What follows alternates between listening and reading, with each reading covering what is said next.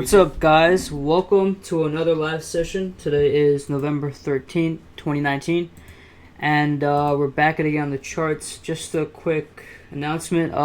Yesterday's live had some error uploading, but we're going to try again. You should see it right after today's session in the past live section.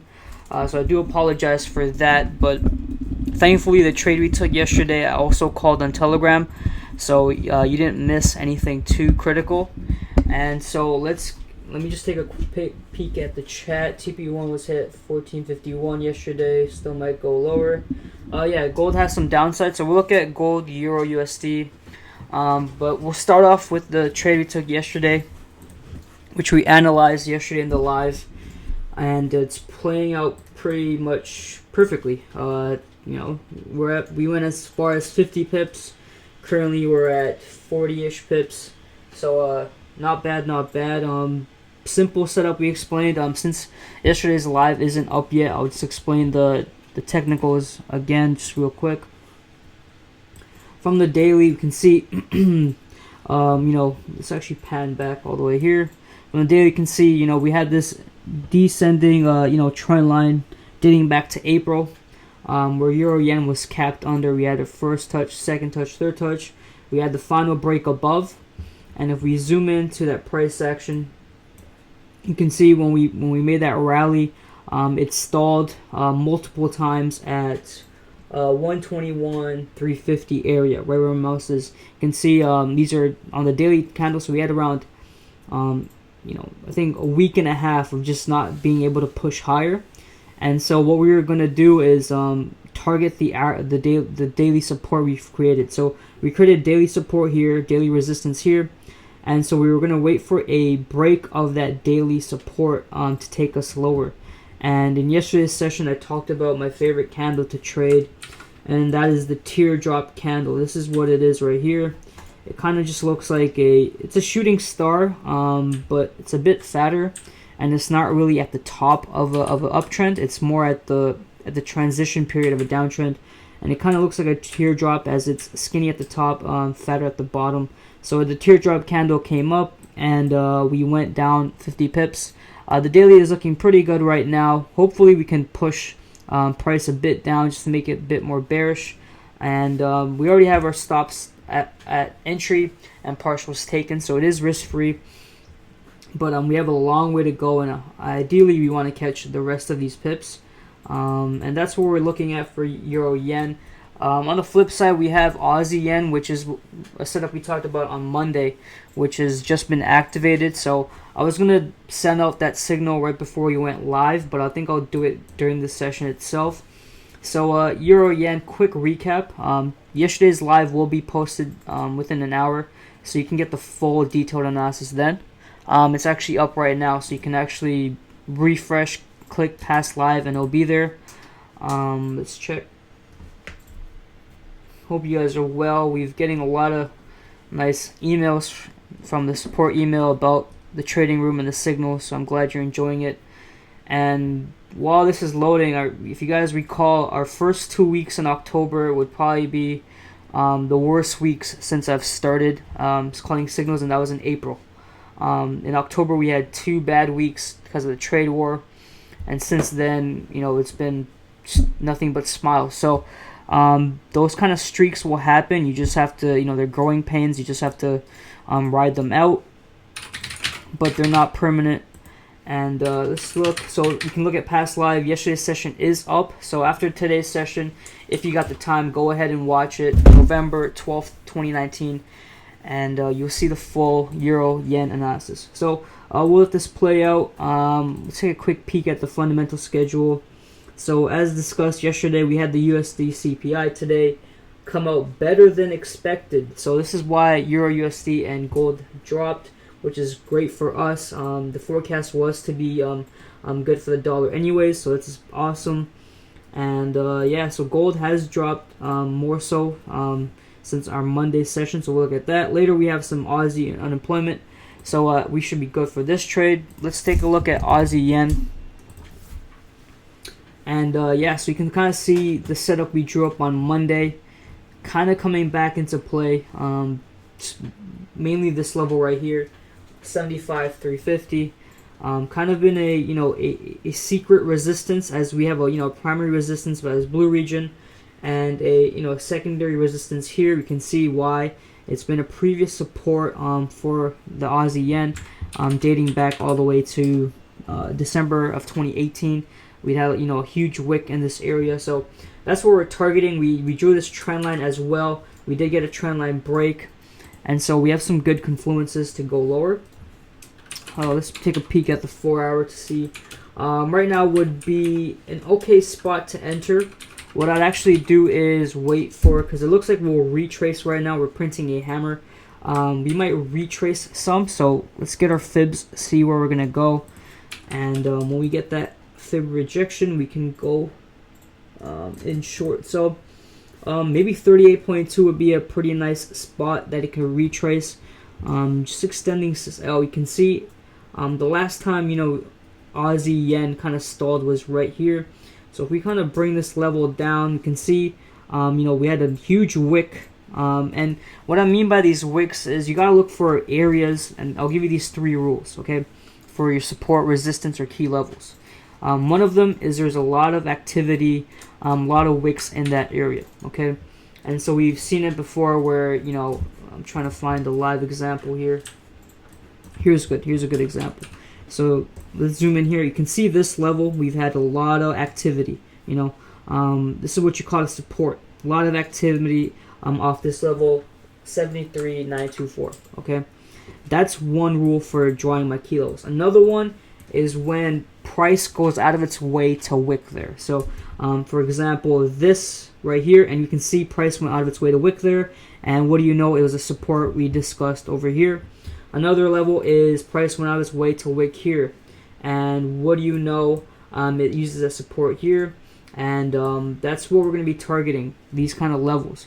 And so just going based off that, we can see this last area that we wicked and we've come down to kind of use a support is at the near the 38.2 fib level. So that's where we're going to be looking for the retrace. We had the similar theory and idea with gold short, which played out perfectly. So we're going to be watching for this kind of price action. I'll get the arrows out so you guys can see.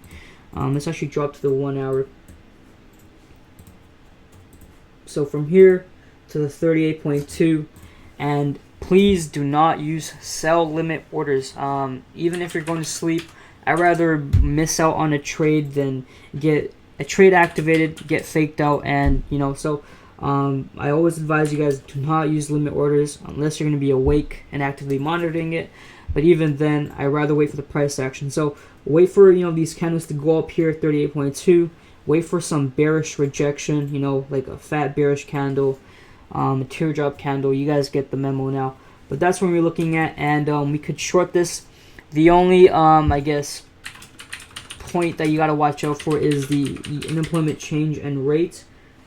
Last time, the Aussie dollar decided to become bullish because they stopped cutting rates. They kept it at 5.2%, and so if they do go that route, we could possibly see, you know, Aussie yen strength, and you know, the Aussie gain on the yen. So that's why we're just gonna sit this one out, and we're on the 1 hour, so maybe it might consolidate until that release. But after that release, you know, we could always enter, especially if the results, if they do cut rates again. So that's Aussie yen. Let's take a peek at Euro USD. So yeah, you know, we've just been holding this trade. It's almost become I guess a swing trade for us. But this analysis, man, I mean, very simple, and we are 70 or 65% of the way to our final take profit. We're sitting at the same spot we were, you know, pretty close to Monday. It's just that we had a pretty decent sized retrace since Monday's session. But you know, we're making higher highs, higher lows, going down. So I mean, lower highs, lower lows. So we're making our way down. We'll just trickle our way down to here. And the US CPI data, which came out better than expected, should help this out. Take a quick peek at the chat. What's up, guys? Let me say good morning.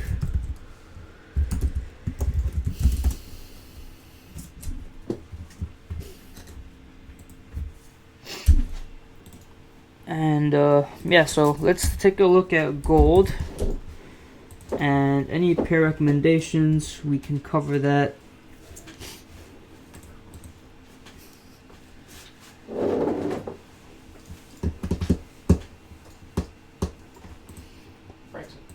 It's a bit slow. Hopefully I'm not going. No, I'm green. Okay, cool. Let's look at tomorrow's fundamental schedule while it loads. Thursday, pretty quiet. Just some PPI on the dollar for 9:30 a.m. Eastern, and Powell speaking at 11. And CAD, I don't think that's important. And Friday, some core retail sales for the dollar. So the rest of the week is pretty quiet, and so we'll try to make the best of it. Chris, let's take a look at gold. So this was the gold idea we traded on Monday's session, and it was a bit of a weird one just because of the price action. But this was where we were on Monday's session. We made the retrace. We entered somewhere here.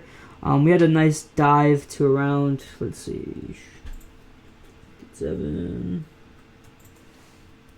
110 pip dive lower, and then we got stopped out at entry, and then gold just went out of his way to wick down a bit lower before coming back. So this trade is done with. It was done with, I think, in the later part of yesterday, but that's what I mean, as long as you catch some move. I mean, 110 pips, 50% position, that's 65 pips, 55 pips on a Monday. So that's pretty good, especially for a gold trade. But don't really want to trade gold, especially with the data on Friday. And we have some better setups, but I do think it's going to go a bit higher.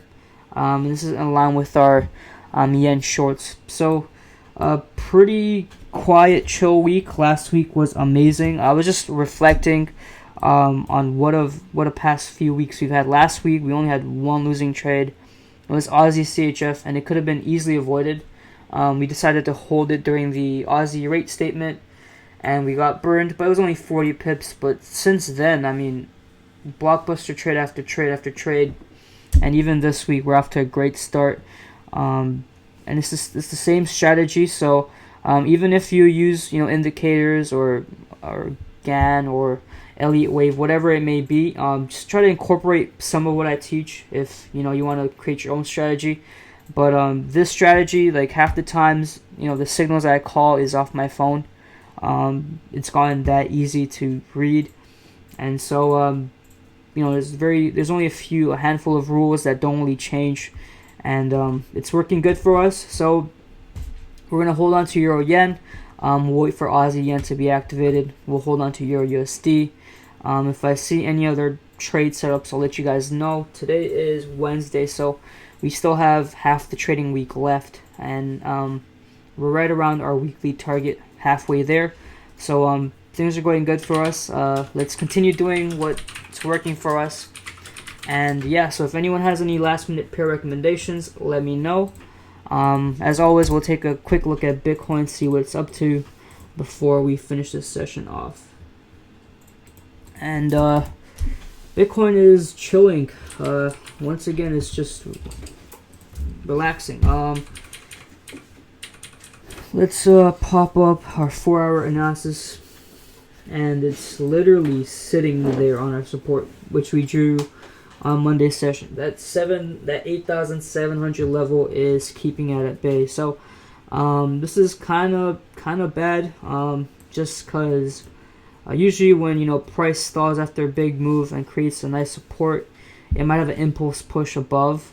Might be fundamentally driven, but the idea, I mean, if you took a short, you can take profit now, I guess. Just wait for the official closure below 8,700 to go lower to 7,500. So I'm RP Forex. I'm logging off. If you have any questions throughout the day, just leave them in the chat and I can get through them as the day goes on. And I'll see you guys tomorrow for another live session. Have a great day. Peace.